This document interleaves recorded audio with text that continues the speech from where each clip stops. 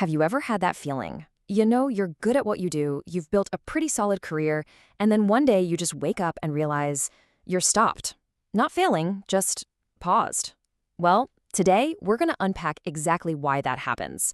Why really successful people can suddenly feel like their momentum has just vanished. All right, let's get into it. So, why do capable people get stuck? It's a super frustrating question, right? Because you know you're competent. You've got a whole track record of success behind you. So why does it feel like the engine has just completely stalled? If you're feeling this, you are definitely not alone. And the answer? Well, it's a lot deeper than just saying you're burned out or not motivated. And that's the key thing here. This isn't some big, dramatic, life is over crisis. It's more like a quiet dulling, a slow erosion of your drive. It's that feeling that the ambition you used to have has kind of faded. You're not incompetent, you're just not initiating. You're simply paused. To really get our heads around how this happens, we're going to walk through a 45-year journey. Think of it as a case study that shows exactly how a life built on stability and getting picked by others can, without you even realizing it, set the stage for this very specific kind of stall. So the journey starts way back in childhood, where structure teaches you how to fit in and behave, but not really how to start things on your own. Then that pattern just follows you into your career, where all your forward motion comes from external validation. You know, recruiters calling, getting promotions. It's the fuel you run on. You perform great, but you're not building your own runway. So what do you think happens when all that external validation just disappears? Exactly. The momentum grinds to a halt. And this really gets to the core of it. Look, not growing up under constant survival mode pressure, that's a good thing. It builds a stable foundation. But the unintended side effect is that the muscle for creating your own urgency, for pushing yourself when nobody else is, that muscle just never really gets developed. Okay, so let's shift gears from the story to the analysis, because this whole journey reveals two really predictable patterns. This is where we break down the why behind the pause. So the first pattern is what we call structure-dependent excellence. You know this feeling when you're being watched, when deadlines are crystal clear, when the team is counting on you, you are on fire. The environment gives you all the urgency you need. But then you take that structure away. Maybe you start working from home or you get laid off, and all that freedom suddenly feels, well, terrifying. It's like you're drifting in the middle of the ocean with no land anywhere in sight. And the second pattern? Recognition-based momentum. Just think about it for a second. How many of your big career jumps happened because you were chosen?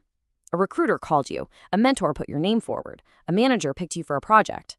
Now this is great. It means you're competent, but it accidentally weakens that muscle for starting things yourself. Your career moves forward when someone taps you on the shoulder. So what happens when the tapping stops? Now these two patterns, needing structure and waiting for recognition, they feed right into this huge identity conflict. See, if you're a builder, you get your energy from creating new things, where you can see progress fast. But if you get put in a maintainer role, just managing existing systems, your energy just plummets. And why is that? Because those roles have zero of the external structure and frequent recognition that your entire career has taught you to depend on. But we've got to go one level deeper.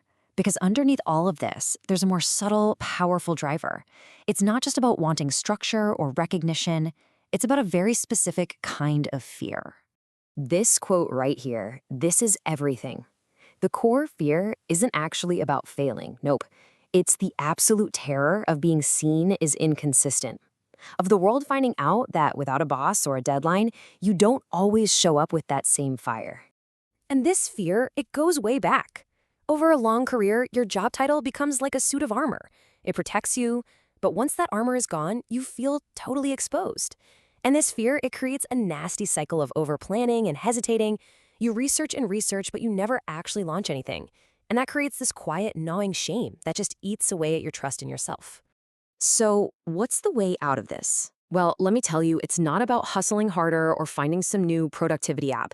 This is about a fundamental shift in your identity. It's about evolving. This is the old model you've been living in. Externally scaffolded success. Your skills are proven, for sure, but they were proven inside a system where the urgency, the deadlines, the opportunities, they were all provided for you. You absolutely mastered that world. But here's the truth. You've outgrown it. And this is the new model you need for your next chapter. Internally authored success. This isn't about working more. It's about being able to generate your own structure, your own momentum. And it's all rooted in building self-trust. You build that trust by making and keeping tiny, consistent promises to yourself, proving that you can be reliable even when no one is watching. It's the huge shift from needing external validation to having internal reliability.